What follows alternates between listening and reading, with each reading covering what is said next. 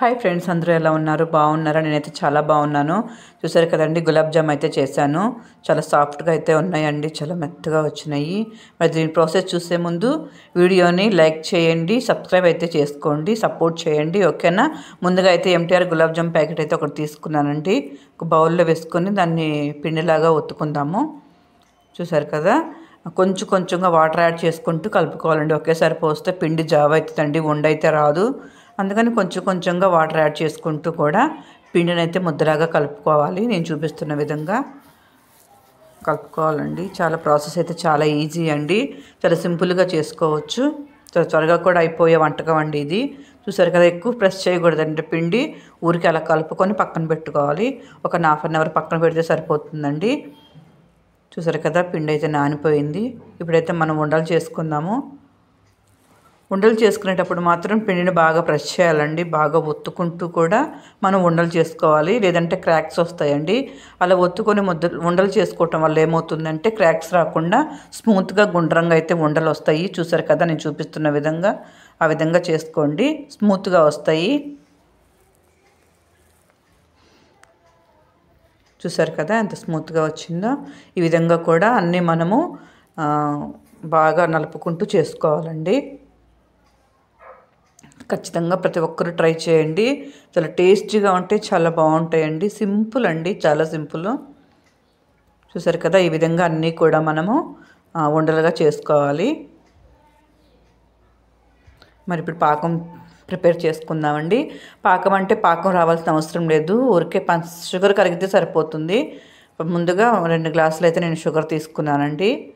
మనం టీ తాగుతాం కదా, ఆ గ్లాస్తో ఒక 2 గ్లాస్ వరకు షుగర్ తీసుకున్నాను. ఒక కప్పు వాటర్ అయితే యాడ్ చేసుకున్నానండి. చూసారు కదా, కప్పు వాటర్ అయితే పోస్తున్నాను. ఇప్పుడు ఇదంతా కూడా కరిగేంత వరకు మనము తిప్పుకుంటూ ఉండాలండి. అలాగే పొయ్యి మీద పెట్టి వదిలేయకూడదు, ఎందుకంటే ఉండలు కట్టిపోతుంది. అందుకని చిన్నగా కదుపుకుంటూ ఆ షుగర్ అంతా కూడా కరిగే వరకు మనం తిప్పుకుంటూ ఉండాలి. కొంచెం అండి, కొంచెం అంటే కొంచెం నేను సాల్ట్ అయితే వేసానండి, ఎందుకంటే ఆ టేస్ట్ అయితే మనకు అర్థమవుతుంది. సాల్ట్ వేస్తే కొంచెం ఒక పించ్ అంటారు కదా, అంత సరిపోతుందండి. చూసారు కదా, షుగర్ అంతా కూడా కరిగిపోయింది. ఈ విధంగా మనం కలుపుకోవాలి.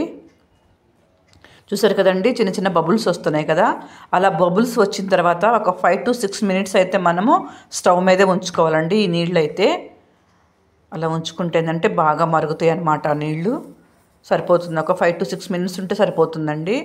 వాటర్ అయితే ఇప్పుడు పక్కన పెట్టుకుందాం, అయిపోయింది. ఇప్పుడు బాండి పెట్టుకొని మనం చేసుకున్న ఉండలు అయితే మనం డీప్ ఫ్రై అయితే చేసుకుందాము. ఆయిల్ అయితే బాగా హీట్ అవ్వాలండి. చూసారు కదా, కొంచెం ఉండ మునిగేంత వరకు పోసుకుంటే ఆయిల్ సరిపోతుంది. చూసారు కదండి, మనం ఉండ వేసినప్పుడు ఆ విధంగా బబుల్స్ రావాలి. ఆ విధంగా ఉన్నప్పుడు మనము ఆ ఉండలు వేసుకోవాలి. మనము చూసుకొని ఆ హీటు అది చూసుకొని మనం ఉండలు అయితే యాడ్ చేసుకోవాలి. చూసారు కదా, ఈ విధంగా ఒక్కొక్కటిగా 1 by 1 అన్నీ కూడా మనము ఆయిల్లో అయితే ఉండలు వేసుకోవాలి.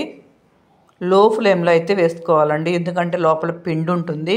పిండి ఉడకదండి మనం హై ఫ్లేమ్లో పెడితే. అందుకని లో ఫ్లేమ్లో పెట్టి మనం ఉండలు అయితే డీప్ ఫ్రై చేసుకోవాలి. అప్పుడు లోపల పిండి అంతా కూడా బాగా ఉడికిపోతుందండి, బాగుంటాయి. చూసారు కదా, ఎట్లా అంటే అట్లా కదపకుండా నీట్గా స్మూత్గా కదుపుకుంటూ ఉండాలి. చూసారు కదండి, మంచి కలర్ అయితే వచ్చింది కదా. ఈ కలర్ వచ్చేంత వరకు కూడా మనం నీట్గా డీప్ ఫ్రై చేసుకోవాలి.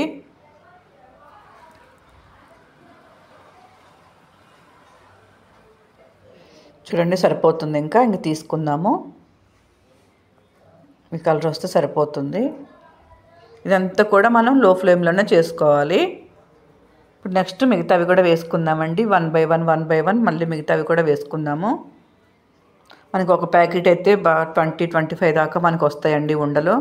మనకు ఒక ప్యాకెట్ అయితే సరిపోతుంది. మరి మీరు ఇంట్లో ఎంతమంది ఉంటారో చూసుకొని దాన్ని బట్టి చేసుకోండి. ప్యాకెట్కి అయితే 20-25 దాకా వస్తాయండి. కొంచెం చిన్నవి చేసుకుంటే 30 దాకా కూడా వస్తాయి. మనకి మరి ఏ సైజు కావాలో చూసుకొని చేసుకోవచ్చు. ఇవైతే పాకంలో వేసుకునే ముందైతే పాకం అయితే గోరువెచ్చగా ఉండాలండి.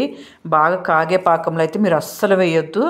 మనం గోరువెచ్చగా ఉన్నప్పుడు వేసుకుంటే అదంతా కూడా పాకం అంతా కూడా బాగా అబ్జర్వ్ చేసుకుంటుంది, ఉండకి బాగా పడుతుందండి. ఉండలు వేసుకున్న తర్వాత ఒక 30 minutes అయితే మనం పక్కన పెట్టుకోవాలి.